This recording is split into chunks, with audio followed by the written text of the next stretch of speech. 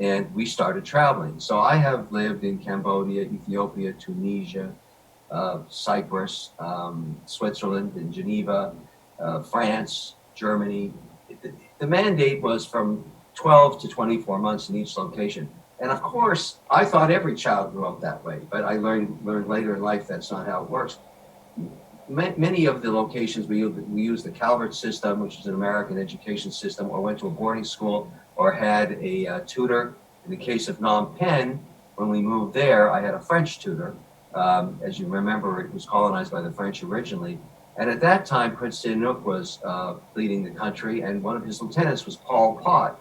And they used to have weekend cocktail parties at the palace, and all the expat families would go. It was a regular. I met Pol Pot. I met Sihanouk. I met all of those people. Now I was a little older, and of course, you know what happened. My theory is Pol Pot went insane, but at the time, he was an interesting character, to say the least. I also met, when I was living in Addis Ababa, Haile Selassie, who went on to become the deity for Rastafarians. And he was a very short man, probably around 4'9", perhaps, but a really nice guy, and he kept lions. He had this incredible collection of lions, which was, the national identity and on the flag.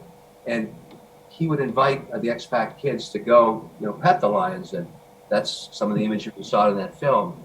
And of course, to me, it was just au naturel. I mean, I just thought this is the way it worked. In Addis Ababa, you didn't ride bicycles; you rode a horse. And when we talked earlier, I told of one example that when I was there, it was 1969. I remember I got for Christmas the White Beatles album.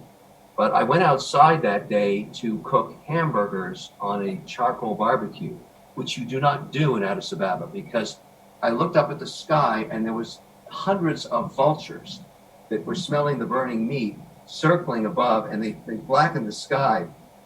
And our house manager came out and said, "What are you doing? Are you crazy?"